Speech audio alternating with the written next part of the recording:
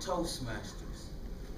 Many of us have seen little boys and young lads walking down the street with lawnmowers, looking for a yard to cut.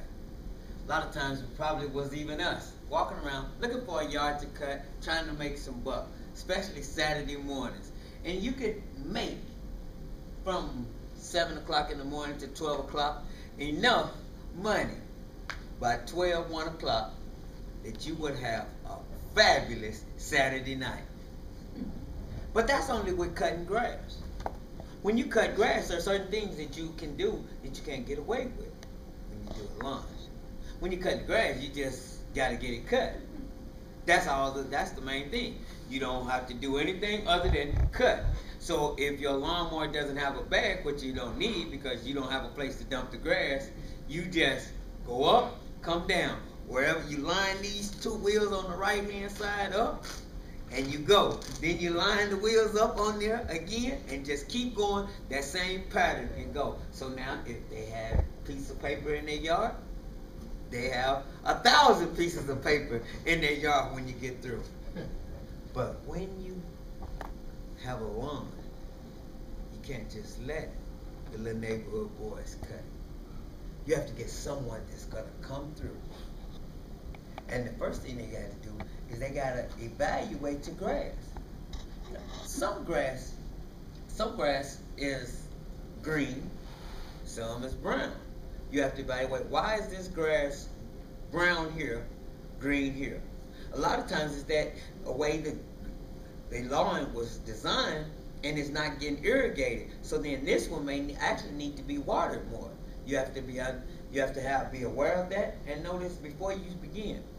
Also, you have to go through and pick up all the paper because you want it to look appeasing to the eye. Every time you do a lawn, you want it to be a catch for the next person. You want it to draw customers in. This is your framework. This is what your canvas. You have painted the perfect picture of what a lawn should look like. You need to bag the grass. The reason you bag the grass is because when you don't bag the grass, all grass is left behind is not noticeable that day.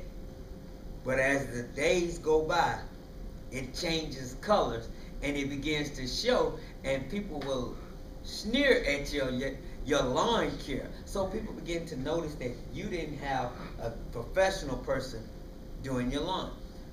The thing that does that is that when a person leaves the grass over there and it dies, and you do all the things to make the other grass greener, you causing your work to stand out, but it also causes your mistakes to stand out. So you always try to bag the grass. You try to empty the bag before it gets full, because if not, then what'll happen is the lawnmower will start throwing out some of it, and it'll be too little for you to pick up. But by Wednesday, 3 or 4 days after you cut it, you wish you had it when it picked that up.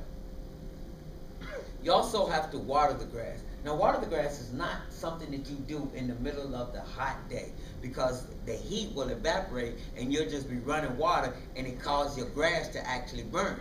But late at night, when you're asleep, your sprinkler system should be on and it's just going. Now, you'll wake up in the morning, if you don't have a good paper man, your paper will be soaking wet, but your grass was turned green. And if it doesn't matter if you have Bermuda grass or what, if you have good grass, good watery grass, it'll start to show. You'll have that deep green, forest green look to it.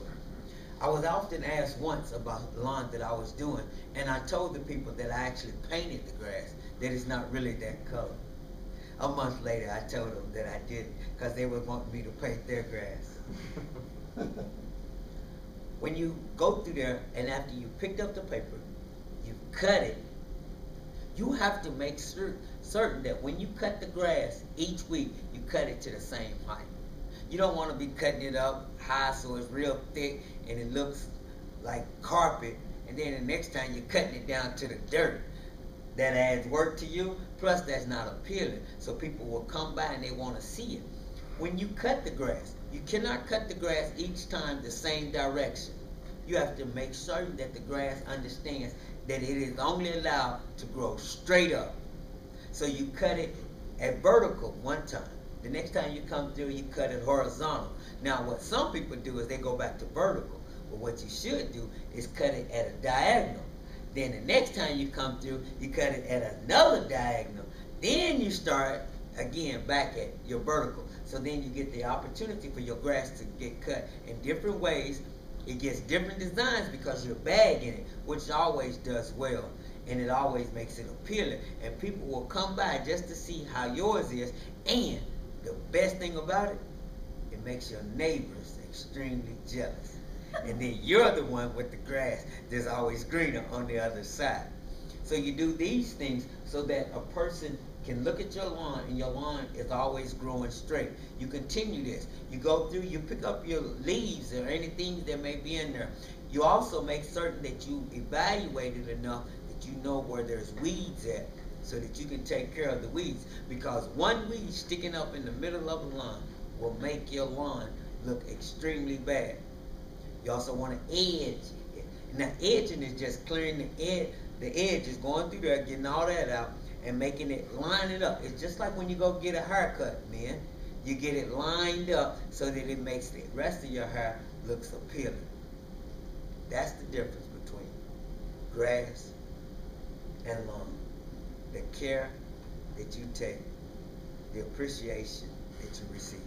Mr. Toastmaster.